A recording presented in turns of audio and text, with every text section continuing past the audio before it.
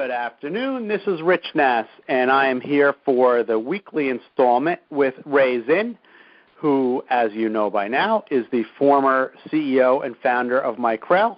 He is the author of a fantastic book called Tough Things First, and he's a guy who we talk to every week about leadership issues and other stuff as well. Afternoon, Ray. How are you? I'm doing really good. Thanks for asking, Rich. My pleasure. Okay, so what I would like to talk to you about today is, we live in the high-tech world, and every day there's the next greatest whatever. But let's talk about some things that really are the next greatest whatever. You're a little older than me, so I'd like to talk about what do you think was either one or a few of the greatest inventions of your lifetime? Okay.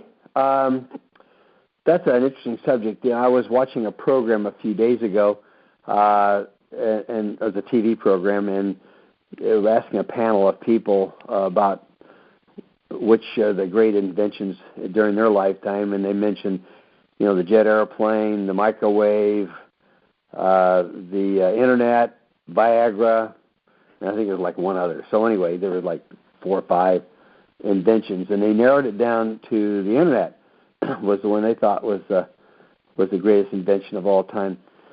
I'm somewhat biased, because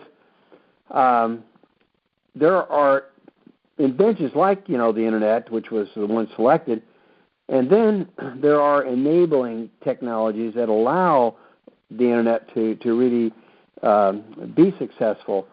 And, in my book, Tough Things First, I talk about the invention of the wafer stepper, which I was involved with, and it is an enabling technology. In other words, it's not, nobody knows it like the internet or like the jet airplane, but there are enabling things which are inventions, and I am very proud of what I was able to do with the wafer stepper, because it's really allowed things like the jet engine, as you would, or the microwave or the internet. I wouldn't say Viagra particularly, but certainly it enabled a lot of these other things, to be possible.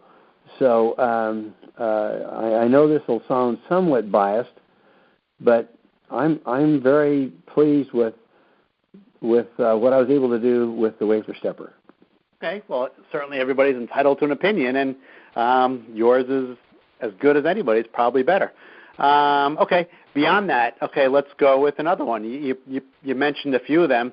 The internet, for example.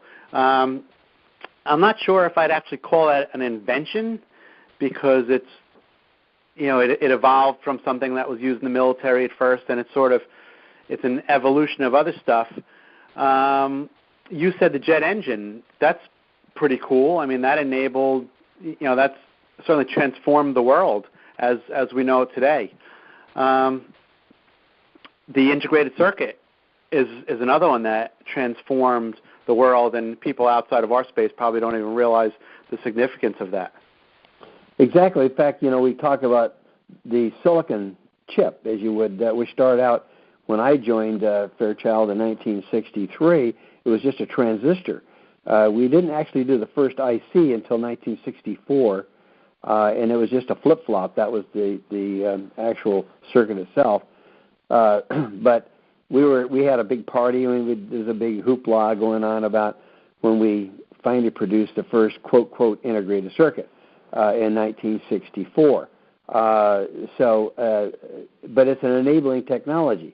I don't know how many of your listeners even know what that is, but the first silicon transistor, which again was developed in the Shockley labs, back in the mid 50s, early 50s, I guess, and that then enabled the whole concept of Silicon Valley, and of course, I think the semiconductor industry is one of the greatest technology innovations, at least in my lifetime, and it's enabled us now to have all these myriads of electronic systems.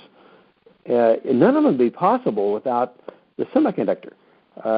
And so, and then I talked about the wafer stepper because it enabled us to get down to these, small geometry, like down to 7 nanometer, and to be able to do it on large wafers going up to 12 and 18 inches.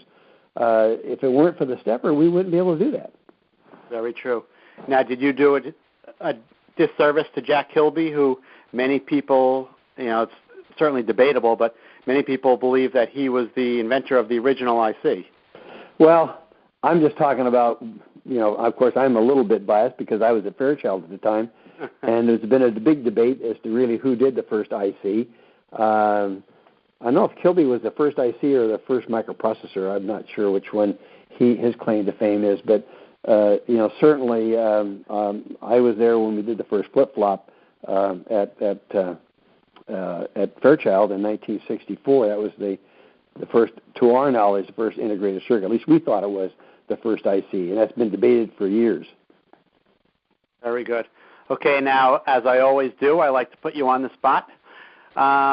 What will be the most exciting invention that'll be in the next 5 to 10 years? Well, we're looking at trying to, what we call the Internet of Things. We're trying to connect up almost anything electronically that we can using the Internet.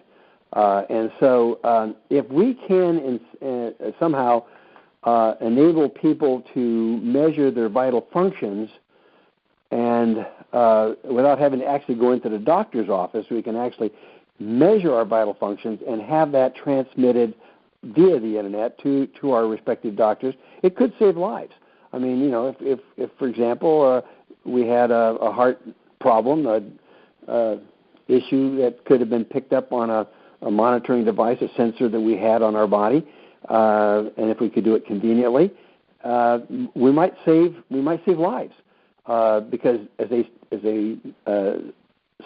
studies show, that you have to be within 7 minutes of a hospital in order for you to survive a heart attack.